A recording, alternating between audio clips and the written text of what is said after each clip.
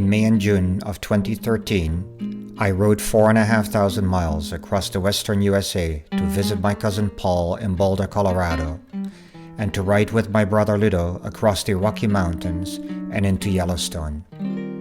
From there, I returned via Boise and Portland along the Pacific coast back to Los Altos.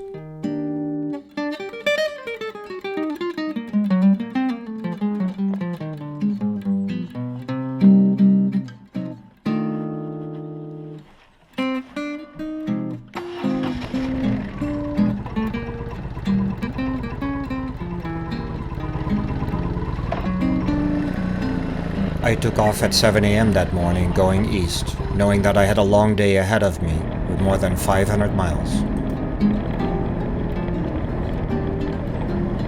My first break was at Bellabrew, just past Sacramento, and one of our favorite stops for a good cup of coffee.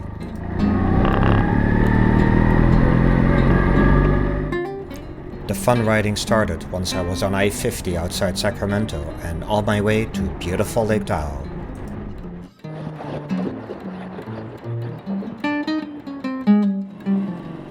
I love the green forest, the blue skies and water, and the crystal clear air of the Tahoe Basin, and I knew that once in Nevada, I would not see much green for many miles.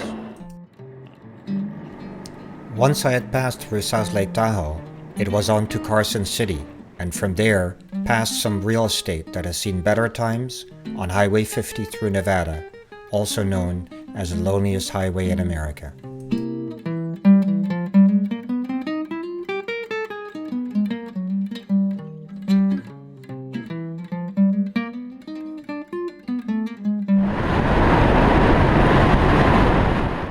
After riding 560 miles that day, I arrived that evening at Ely and stayed at the Hotel Nevada that specializes in catering to motorcycle riders. After a good night's rest and a healthy breakfast, I was ready for another day on the road, back again onto Highway 50, windy, hot, and empty.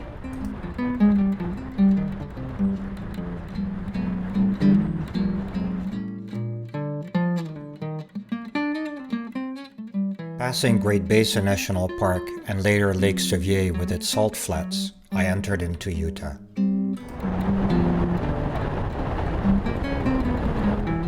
The Devil's Canyon area made for a beautiful stop.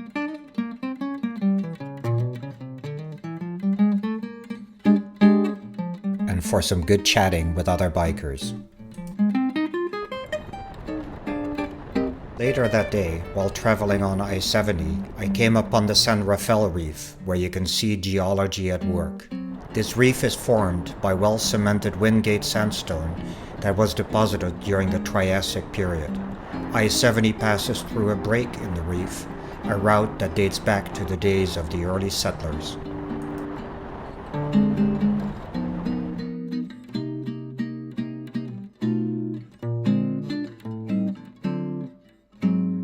And then, boom, just like that, you are past the reef and back into open red rock terrain.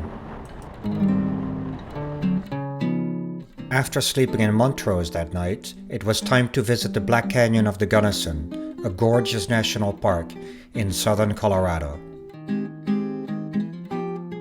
Time for some selfies.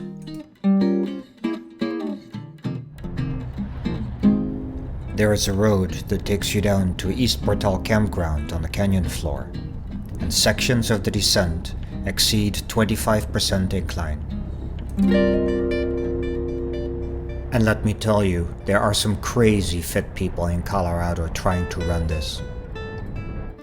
The Gunnison River makes for great swimming. Afterwards, I ran into guys from Milwaukee that immediately asked, "Wanna have a beer?" Instead, I opted for a light lunch in the town of Gunnison. And a little later, I crossed the Continental Divide at Monarch Crest and rode from there to Boulder. Highway 285 takes you past some breathtaking Rocky Mountain terrain. The next few days were spent in and around Boulder with my cousin Paul, and we were joined by my brother Ludo, who visited from the Netherlands. This is my cousin Paul, who lives in Boulder. He is explaining the history of formation of the San Juan Range. Time with Paul and Ria is always very joyous. They are just so hospitable. Ludo and I took him for dinner to the Tajikistan Tea House in Boulder. We also went on a number of day trips, among others to Nederland, a small town high up in the Rocky Mountains.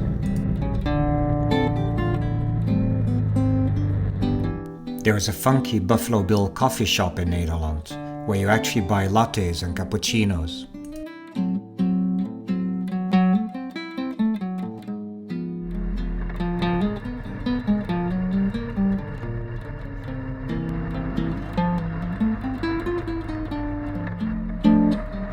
On May 30th, Ludo and I started a 4-day joint trip through the Rocky Mountains and into the Grand Tetons and Yellowstone. That was fulfilling a childhood dream, riding together on a motorcycle in the USA. Our plans to ride through Rocky Mountain National Park were thwarted by a late snowstorm the night before, so instead we went north to Fort Collins and from there through Pudray Canyon to Colorado Springs.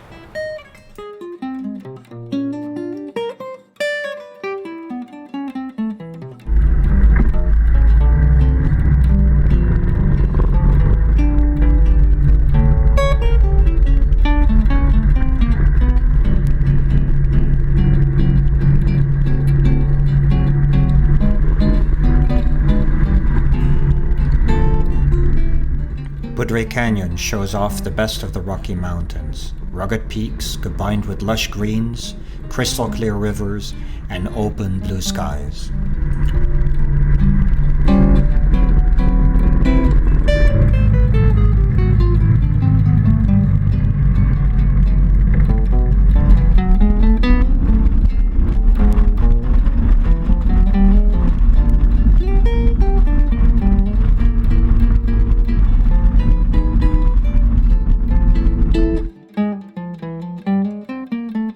We crossed over Cameron Pass at 10,000 feet and worked our way to Walden, where we had lunch at the Moose Creek Cafe.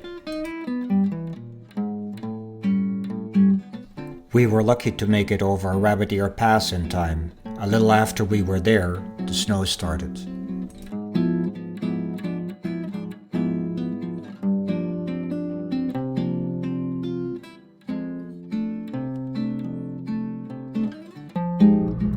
We spent the night in Craig, Colorado. The next morning, the weather was beautiful, and we got on our way to Dinosaur National Monument.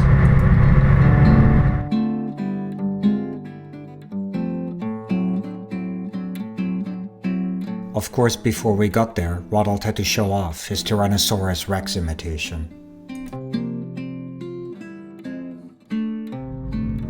Dinosaur National Monument is a spectacular place.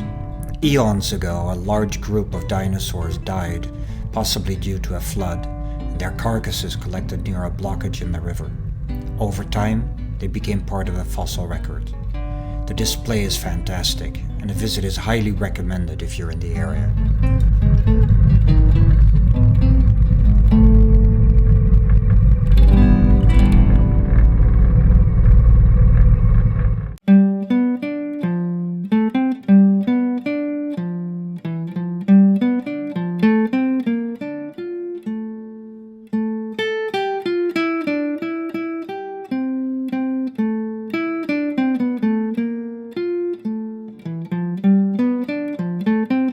Overlooking the valley of the Green River, it is easy to imagine how once the dinosaurs must have roamed here.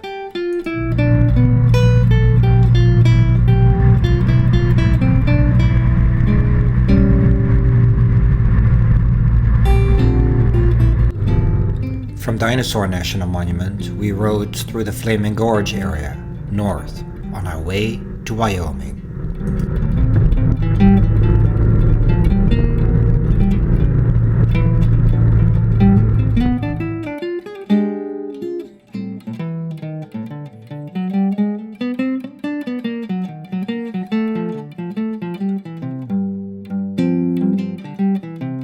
The plateau of the Wind River Range did its name full justice. We were riding in 60-mile-per-hour winds, blowing sideways, with our motorcycles hanging into the wind. Very rough riding conditions, but the scenery made up for this, with snow-capped mountains on the horizon, as far as the eye can see.